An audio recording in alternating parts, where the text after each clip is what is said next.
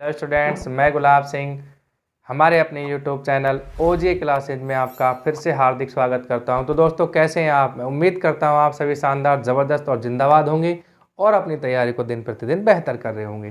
तो दोस्तों, हमने जो साइंस का टॉपिक स्टार्ट किया हुआ था, लाइट, प्रकाश, कौन सा टॉपिक चल रहा है अपना? लाइट। इसकी 4 क्लासेज कंप्लीट हो चुकी हैं। आज क्लास कौन सी है? 5वीं। ठीक है प्यारे साथियों, उम्मीद करता हूँ 4 क्लासेज आपको समझ आई होंगी। 4 क्लासेज देखने के लिए क्या करना होगा? हमारे यूट्यूब चैनल ओजे क्लासेज, इसको सब्सक्राइब करें, इसके प्लेलिस्ट में जाएं। एक प्लेलिस्ट साइंस की है, एक मैथ की है। साइंस वाले में आप अपनी इन क्लासों को देख सकते हैं। ठीक है प्यारे साथियों, तो हम बात कर रहे थे दर्पण के बारे में। दर्पण के बारे में आपको बता दिया, समतल दर्पण, उसके बाद में गोलीय दर्पण। गोलीय दर्पण में उत्तल और अवतल दर्पण करा दिए, क्या उनकी डेफिनेशन होती है, कहाँ कहाँ पर उनका यूज किया जाता है। ठीक है दोस्तों, आज हम देखेंगे दर्पण से संबंधित कुछ परिभाषाएं। मुख्य अक्ष क्या होता है, फोकस बिंदु क्या होता है, फोकस दूरी क्या होती है, वक्रता त्रिज्या क्या होती है, वक्रता केंद्र क्या होता है। ठीक है दोस्तों, ये सब हम जानेंगे। ध्रुव क्या होता है। तो आप लिखेंगे दर्पण से संबंधित परिभाषाएं, हेडिंग लगाएं, दर्पण से संबंधित परिभाषाएं। ये आज हम देखेंगे दर्पण से संबंधित परिभाषाएं। सबसे पहले हम देखेंगे कि मुख्य अक्ष क्या होता है। मुख्य अक्ष, ठीक है दोस्तों।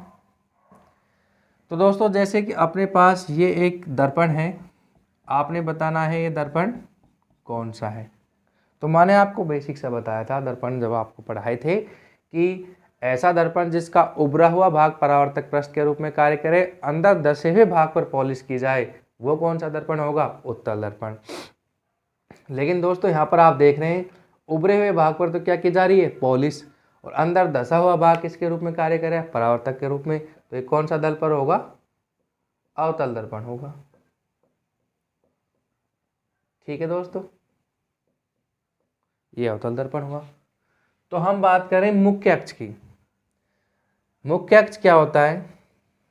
ये देखिए, दर्पण के बीचों बीच, दर्पण के बीचों बीच गुजरने वाली काल्पनिक रेखा ही मुख्य अक्ष कहलाती है। जैसे कि यहाँ पर क्या पॉइंट होता है? पोल, ध्रुव, ये दर्पण का ध्रुव कहलाता है, ये मुख्य फोकस कहलाता है। यहाँ पर होता है वक्रता केंद्र और यहाँ पर होता है बिंब यानी कि वस्तु। ठीक है दोस्तों, इन सब के बारे में अपन जानेंगे क्या इनकी स्थिति होती है। ठीक है, तो सबसे पहले हमने जाना मुख्य अक्ष के बारे में। तो मुख्य अक्ष की अगर डेफिनेशन इस डायग्राम से अपन देखें तो क्या निकल के आएगी कि किसी भी दर्पण के, चाहे अवतल हो चाहे उत्तल दर्पण हो, उसमें उसके मध्य से गुजरने वाली रेखा क्या कहलाएगी? मुख्य अक्ष कहलाएगी। तो आप लिखेंगे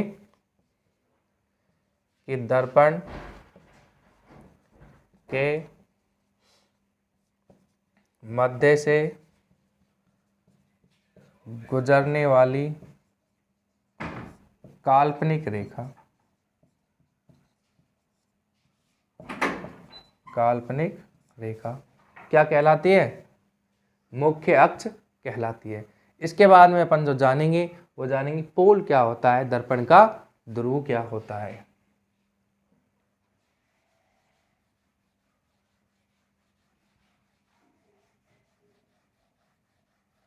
नेक्स्ट हेडिंग क्या लिखेंगे? दर्पण का ध्रुव।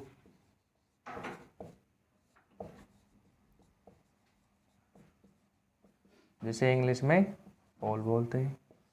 तो मैंने अभी आपको बताया था, ये कोई अवतल दर्पण है, ये मुख्य अक्ष, ये ध्रुव होता है पोल। तो क्या चीजें सामने निकल के आई कि किसी भी दर्पण को 2 बराबर भागों में बांटने वाला बिंदु क्या कहलाता है? दर्पण का ध्रुव कहलाता है। तो आप लिखेंगे दर्पण को 2 बराबर भागों में बांटने वाला बिंदु। दर्पण को दो बराबर भागों में बांटने वाला बिंदु दर्पण का ध्रुव कहलाता है। इसे P से दर्शाते हैं, या आप लिखेंगे इसे P से दर्शाते हैं। ठीक है साथियों, ये दर्पण के ध्रुव के बारे में बात हो गई। इसके बाद में बात करते हैं वक्रता केंद्र क्या होता है। यहां तक नोट कर लिया तो आप हेडिंग लगाएंगे वक्रता केंद्र, जिसे C से दर्शाते हैं। वक्रता केंद्र क्या होता है? तो दोस्तों ये अपने पास एक दर्पण है। कौन सा दर्पण है? अवतल दर्पण। ये मुख्य अक्ष हो गया। ये अभी आपको दर्पण का ध्रुव ही बताया था। यहाँ पर होता है मुख्य फोकस और ये होता है C, यानी कि वक्रता केंद्र। तो दोस्तों आपको दिख रहा होगा कि जैसे मान लीजिए ये कोई गोला है अपने पास, ठीक है, ये इसकी रेडियस है, ये इसका सेंटर हो गया, ये इसकी त्रिज्या हो गई। ठीक है दोस्तों, अगर इसको यहाँ से हटा दिया जाए, ये लीजिए, तो ये क्या निकल के आया अपने पास? एक दर्पण। अरे कौन सा दर्पण? अवतल। तो दोस्तों अगर देखें इसकी डेफिनेशन हमारे सामने जो निकल के आती है वो होती है कि जो वक्रता केंद्र होता है इसकी डेफिनेशन कि गोलीय दर्पण जिस गोले का भाग होता है, गोलीय दर्पण जिस गोले का भाग होता है उस गोले का केंद्र ही क्या कहलाता है? वक्रता केंद्र कहलाता है। फिर से देखिए ध्यान से कि गोलीय दर्पण जिस गोले का भाग होता है उस गोले का केंद्र ही इसका क्या कहलाता है? वक्रता केंद्र कहलाता है दर्पण का। ठीक है प्यारे साथियों, तो आप लिखेंगे डेफिनेशन में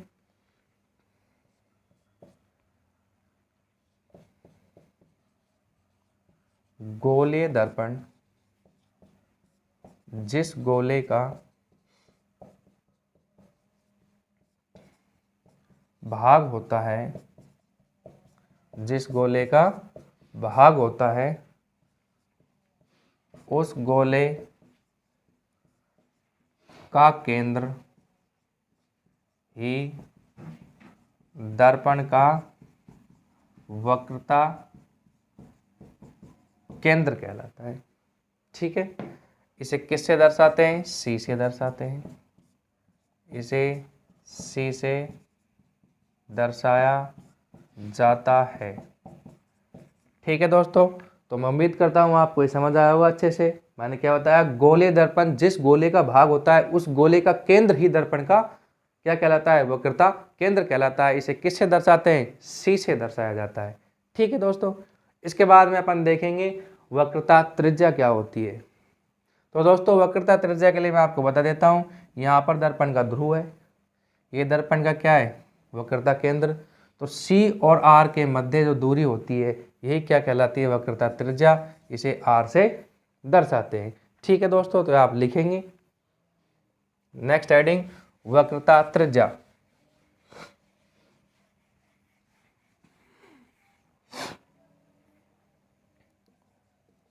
अगली कौन सी डेफिनेशन आती है अपने पास? वक्रता त्रिज्या। ये क्या होती है? तो मैंने आपको अभी बताया कि जो वक्रता केंद्र होता है C और पोल P ध्रुव के मध्य के बीच की दूरी क्या कहलाती है? वक्रता त्रिज्या। इसे किससे डिनोट करते हैं? कैपिटल R से दर्शाते हैं। तो ये भी आप लिखेंगे दर्पण के ध्रुव व वक्रता केंद्र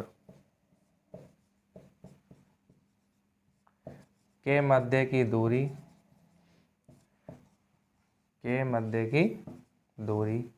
क्या कहलाती है? वक्रता त्रिज्या। इसे कैपिटल R से दर्शाते हैं। ठीक है दोस्तों, इसे कैपिटल R से दर्शाते हैं। तो ये हमने जान लिया ध्रुव के बारे में, वक्रता त्रिज्या, वक्रता केंद्र। ठीक है, इसके बाद में आगे लिखिए मुख्य फोकस क्या होता है। नेक्स्ट हेडिंग लिखेंगे मुख्य फोकस, जिसे एफ से दर्शाते हैं। ये क्या होता है? तो देखिए मुख्य फोकस क्या होता है कि दर्पण में, गोलीय दर्पण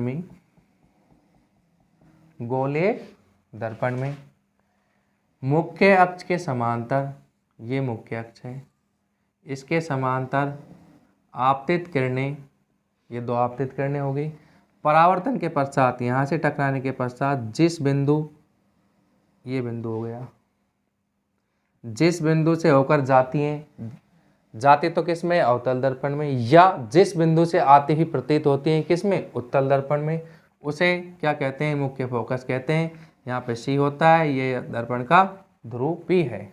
ठीक है, तो अपनी डेफिनेशन क्या बनी दोस्तों? डायग्राम से आपको खुद समझ आ रहा होगा, वो आप लिख सकते हैं, तो मैं आपको लिखाता हूँ। मुख्य फोकस में लिखिए कि गोलीय दर्पण में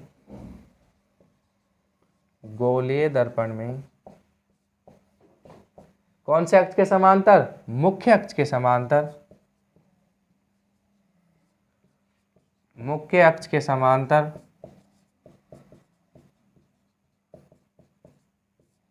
आपतित किरणें, मुख्य अक्ष के समांतर आपतित किरणें कब? परावर्तन के पश्चात,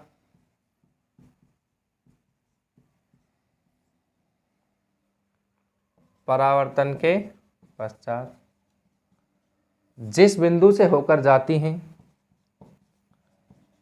जिस बिंदु से होकर जाती हैं किसमें? अवतल दर्पण में,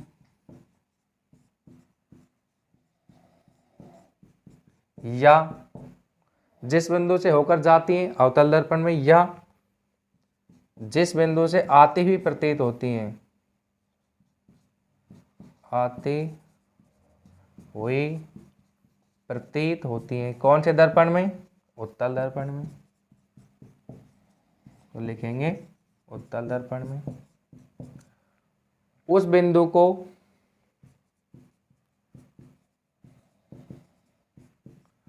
मुख्य फोकस कहते हैं। ठीक है दोस्तों, इसे किससे दर्शाते हैं? कैपिटल एफ से दर्शाते हैं। तो हमने जाना किसके बारे में? मुख्य फोकस के बारे में। मुख्य फोकस क्या होता है कि मुख्य अक्ष के समांतर आपतित किरणें परावर्तन के पश्चात जिस बिंदु से होकर जाती हैं अवतल दर्पण में, या जिस बिंदु से आती हुई प्रतीत होती हैं किसमें? उत्तल दर्पण में, उस बिंदु को दर्पण का क्या कहा जाता है? मुख्य फोकस कहा जाता है। ठीक है दोस्तों, इसके बाद हम देखते हैं फोकस दूरी क्या होती है। फोकस दूरी क्या हो जाएगी?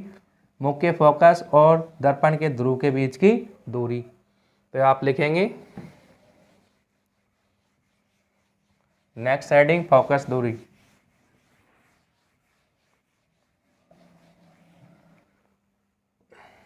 तो इस क्लास का लास्ट टॉपिक फोकस दूरी, इसे स्मॉल एफ से दर्शाते हैं और मुख्य फोकस को कैपिटल एफ से। इसमें क्या होता है? ये कोई दर्पण है, अभी बताया था मैंने आपको, ये दर्पण का ध्रुव, ये इसका मुख्य फोकस, ये इसका वक्रता केंद्र। तो जो एफ और पी के मध्य की दूरी है, ये मुख्य फोकस और दर्पण के ध्रुव के बीच की दूरी क्या कहलाती है? फोकस दूरी कहलाती है। तो आप लिखेंगे कि दर्पण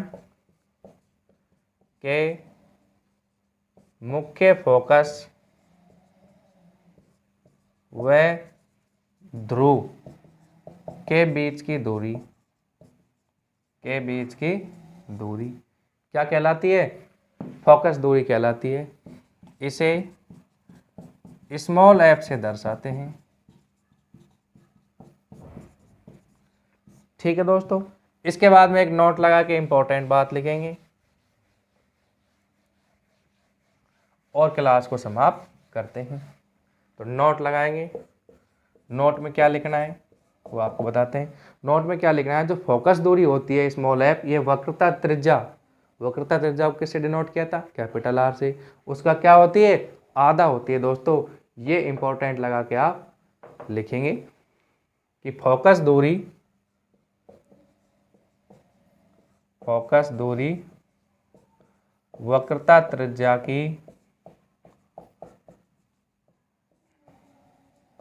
आधी होती है। ठीक है दोस्तों, अर्थात फोकस दूरी F बराबर कैपिटल R बाई 2।